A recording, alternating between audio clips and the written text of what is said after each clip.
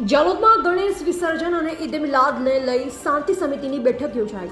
દાહોદ જિલ્લાના પોલીસ અધિક્ષક રવિન્દ્રસિંહ જાડેજાની નિયુક્તિ બાદ પ્રથમ વખત જાલોદ ડીવાયએસપી કચેરી અને જાલોદ પોલીસ સ્ટેશનની મુલાકાત કરવામાં આવી હતી। જાલોદ પોલીસ ડિવિઝનમાં આવતા જાલોદ લીંબડી, સંજેલી, ફતેપુરા, ચાકલિયા અને ગણેશ ઉત્સવ અને ઈદ મિલાદ માટે અને જાલોદ નગરપાલિકા પ્રમુખ અને ઉપપ્રમુખ તેમજ ગામના તમામ આગેવાનો પણ મીટિંગમાં હાજર રહ્યા હતા। 5/9 રોજ ઈદ મિલાદ અને 6/9 રોજ ગણપતિ વિસર્જનના તહેવાર છે।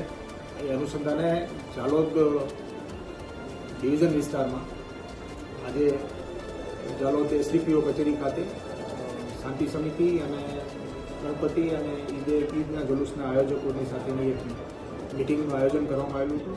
આયોજકો અને આગેવાનો સાથે મિટિંગ કરી અને જુદા જુદા મુદ્દાઓ પર ચર્ચા કરવામાં આવી અને આગામી દિવસોમાં આ બંને તહેવારો ખૂબ જ શાંતિપૂર્વક રીતે પસાર થાય અને કાયદોની વ્યવસ્થાની પરિસ્થિતિ જળવાય અને લોકો આ બંને તહેવારો આનંદપૂર્વક ઉજવે અને એમાં પોલીસ સુચારુ રૂપે પોતાનો ભાગ ભજવે એ બદલ આ મિટિંગ કરવામાં આવી હતી અને બહુ જ સારા વાતાવરણમાં મિટિંગ પૂર્ણ થઈ છે અને અમને ખાતરી છે કે આગામી દિવસોના બંને તહેવારો ખૂબ જ સારી રીતે પૂર્ણ થશે।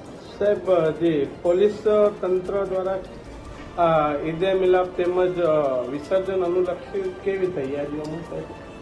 બંને તહેવારોના અનુલક્ષમાં અમારા તરફથી ખૂબ જ દાહોદ પોલીસ છે એ સજ્જ છે અને છેલ્લા લગભગ 15-20 દિવસથી આ બાબતે જુદા જુદા પ્રયાસો કરવામાં આવ્યા છે। અમારા તરફથી શાંતિ સમિતિની થાણા લેવલ ઉપર મિટિંગ થયેલી છે, મહોલ્લા કમિટીની મિટિંગ થયેલી છે, ગણપતિમાં વન પોલીસ વન મંડળનું આયોજન થયેલું છે, સતત પોલીસ દ્વારા ફૂડ પેટ્રોલિંગ કરવામાં આવે છે। જે અસામાજિક તત્વો છે એમને પણ કડક સૂચનાઓ આપવામાં આવી છે, કડક પગલાં પણ ભરવામાં આવ્યા છે, જે પ્રિવેન્ટિવ એક્શન લેવાના છે એ પણ લેવામાં આવેલા છે અને બંદોબસ્ત પણ ચુસ્ત રીતે રાખવામાં આવશે। બંદોબસ્ત દરમિયાન જે અત્યાધુનિક સાધનો છે એનો પણ ઉપયોગ કરવામાં આવશે, ડ્રોન, બોડી વન કેમેરા એનો પણ ઉપયોગ કરવામાં આવશે અને એકંદરે લોકોને સુરક્ષાનો અનુભવ થાય અને તહેવાર ખૂબ જ ઉલ્લાસપૂર્વક ઉજવાય એની સંપૂર્ણ તૈયારી દાહોદ પોલીસે કરી છે। Thank you sir.